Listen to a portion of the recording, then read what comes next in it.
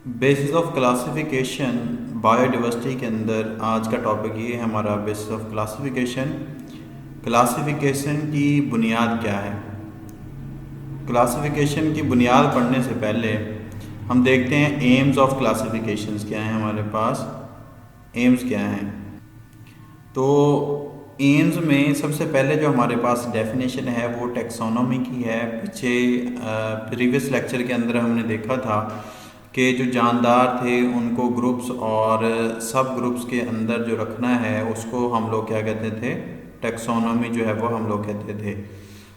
तो branch of biology which deal with classification, branch biology की वो ब्रांच जिसके अंदर हम लोग क्लासिफिकेशन पढ़ते हैं। क्लासिफिकेशन से मुराद जानदारों का ग्रुप्स और सब ग्रुप्स के अंदर तकसीम होना पड़ते हैं, उसको टैक्सोनॉमी कहते हैं।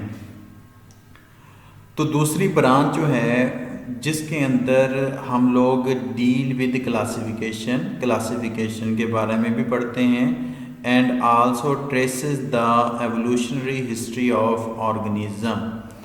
ये ट्रेस क्या करना है? ट्रेस का मतलब होता है जैसे आपको एक ट्रेसिंग दी जाए, आपने उस ट्रेसिंग की बेस के ऊपर अपनी जो मंजिल है वहाँ तक पहुँचना होता है।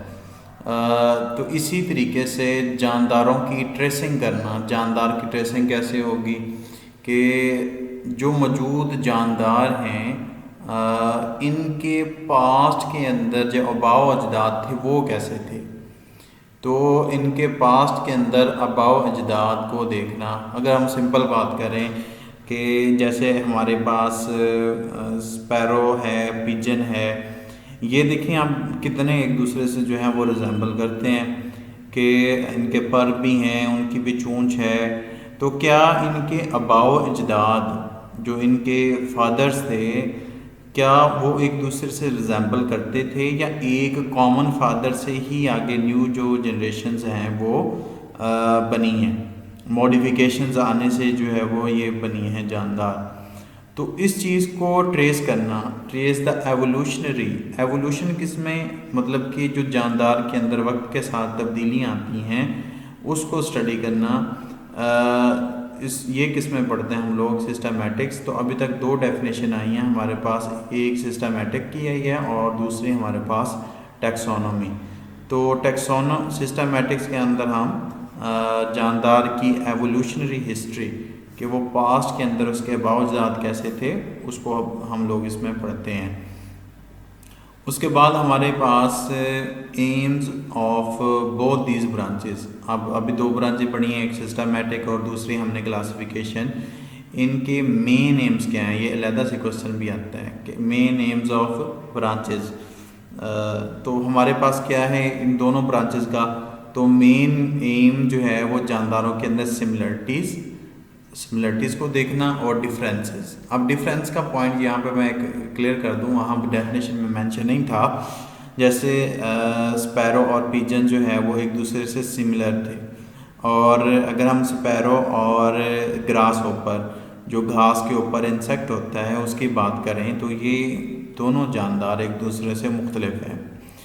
इसी तरीके से अगर हम स्पैरो और पिजन की ही दोबारा बात करें तो इनमें क्या डिफरेंसेस मौजूद हैं? इनका साइज़ का डिफरेंस है, इनकी जो है वो बॉडी का डिफरेंस है, विंग्स का डिफरेंस है।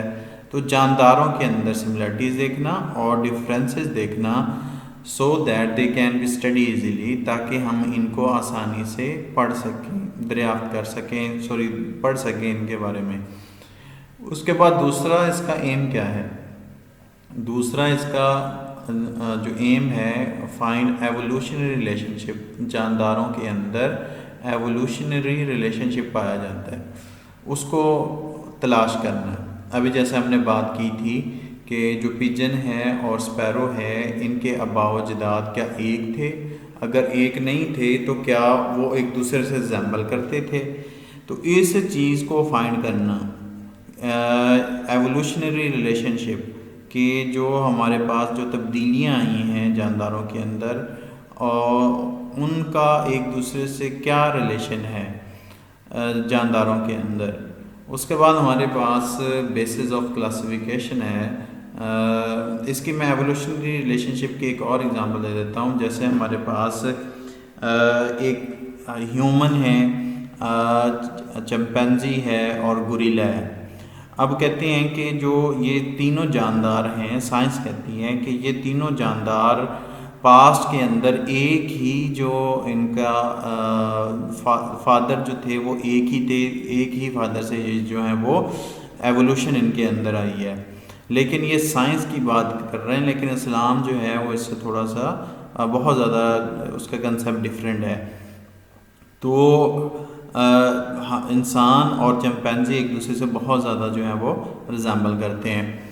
उसके बाद हमारे पास बेसिस ऑफ क्लासिफिकेशन है, हमारे पास इसकी बेसिस पढ़नी है, किस बुनियाद के ऊपर जानदारों को ग्रुप्स और सब ग्रुप्स के अंदर जो है वो तकसीम किया जाता है। जैसे अभी हमने देखा था कि जानदारों को सिमिलरिटी और डिफरेंसेस की बेस के ऊपर जो है वो स्टडी किया जाता है। तो जो क्लासिफिकेशन की गई है इज़ बेस्ड ऑन रिलेशनशिप।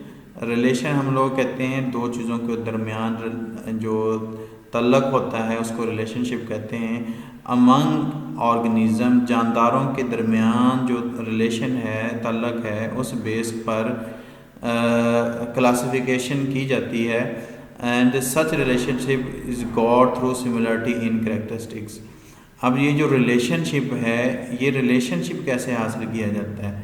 ये जो रिलेशन है ये जैसे हम अपनी फैमिली के अंदर देख लें, हमारा किसी का फादर के रिलेशन होता है, बहन भाई का रिलेशन होता है, तो इसी तरीके से जानदारों के अंदर जो सिमिलरिटीज़ हैं खुसूसियात की सिमिलरिटीज़ हैं, जैसे अभी एग्ज़ाम्पल के अंदर भी देखेंगे, उस बेस के ऊपर जानदारों को तकसीम किया जाना। These similarities suggest that all organisms are related to one another। वो जो सिमिलरिटीज़ होंगी वो हमें बताएंगी कि जो जानदार हैं वो एक दूसरे से मिलते जुलते हैं। एट सम पॉइंट, कुछ नुक्तों के ऊपर, कुछ जगहों के ऊपर, या एक कॉमन पॉइंट जो है वो सब में जो है वो एक जैसा ही होगा। इन देयर एवोल्यूशनरी हिस्ट्री, उनकी जो एवोल्यूशन होगी उनके अंदर। अब देखें, अब जितने भी बर्ड्स हैं उनके अंदर ऑलमोस्ट सब के अंदर चोंच भी मौजूद हैं, पर भी हैं, तो ये उनके अंदर मौजूद है, ये कॉमन पॉइंट है अब इनके अंदर। लेकिन some organism are more closely related than other, लेकिन बाज़ जानदार एक दूसरे से बहुत ज़्यादा रिलेट करते हैं।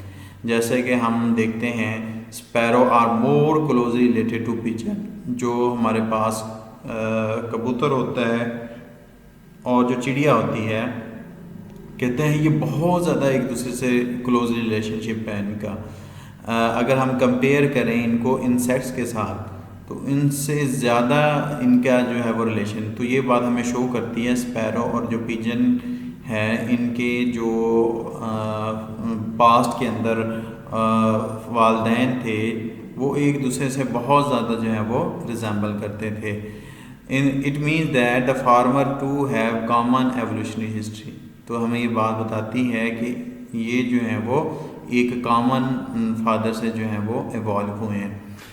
जब बायोलॉजिस्ट जानदारों को क्लासीफाई करते हैं ग्रुप्स और सब ग्रुप्स की बेस के ऊपर, तो उनके अंदर सिमिलरिटीज़ को जो है वो देखा जाता है। जानदारों के अंदर सिमिलरिटीज़ को देखा जाता है, उस बेस के ऊपर जानदारों को ग्रुप और सब ग्रुप में तकसीम किया जाता है। अब वो सिमिलरिटी उनके इंटरनल स्ट्रक्चर के अंदर भी देखी जाती हैं और उनके एक्सटर्नल स्ट्रक्चर के अंदर भी देखी जाती हैं, और उनके स्टेजेस ऑफ डेवलपमेंट। अब स्टेजेस ऑफ डेवलपमेंट हमारे पास क्या होती हैं? एक जानदार जो है वो आया कि उसकी जो डेवलपमेंट हो रही है बेबी से लेकर जो बनता है, फर्टिलाइजेशन से लेकर जब तक वो बड़ा होता है, तब तक जो है वो जो प्रोसेस है उसको हम लोग डेवलपमेंट जो है वो कहते हैं। तो जो मॉडर्न जेनेटिक्स है ये हमें प्रोवाइड करती है एक और टाइप ऑफ इंफॉर्मेशन टू टैक्सोनोमिस्ट। अब मॉडर्न जेनेटिक्स क्या है हमारे पास? जेनेटिक्स में एक्चुअली जीन्स की स्टडी की जाती है, और जीन्स के अंदर तमाम इंफॉर्मेशन जो है वो जानदार की जो है वो मौजूद होती हैं। तो ये मॉडर्न जेनेटिक्स हमें प्रोवाइड करती है other type of information to taxonomist. अब टेक्सोनोमिस्ट क्या होते हैं? वो इंडिविजुअल या वो साइंटिस्ट जो जानदारों को ग्रुप्स और सब ग्रुप्स में तकसीम करते हैं, उनको टेक्सोनोमिस्ट कहते हैं। The similarity and differences in DNA of two studied organism can be use for getting idea. अगर हमने जानदारों के अंदर सिमिलरिटीज़ और डिफरेंसेस देखने हैं तो हम लोग उनके डीएनए की जो स्टडी है उसको हम लोग जो है वो करके ये जान सकते हैं कि वो जानदार आया कि एक दूसरे से कितने रिजेंबल करते हैं और उनके अंदर कितने जो हैं वो डिफरेंसेस जो हैं वो मौजूद हैं। तो इस तरीके से जो बायोलॉजिस्ट हैं अब मॉडर्न जेनेटिक्स का जो है वो से फ़ायदा ले रहे हैं जानदारों को क्लासिफाई करने के लिए। लेकिन इससे पहले जो है वो सिंपल मेथडोलॉजी जो है वो इस्तेमाल की जाती थी। तो अब इसके अंदर जो इम्पोर्टेंट क्वेश्चन है हमारे पास वो यहाँ पर हमारे पास ये एम्स ऑफ क्लासिफिकेशन, जिसमें हमारे पास दोनों ब्रांचेस के एम आ जाते हैं और टैक्सोनॉमी की क्लासिफिकेशन की डेफिनेशन और सिस्टमैटिक्स की क्लासिफिकेशन जो डेफिनेशन है वो इम्पोर्टेंट है।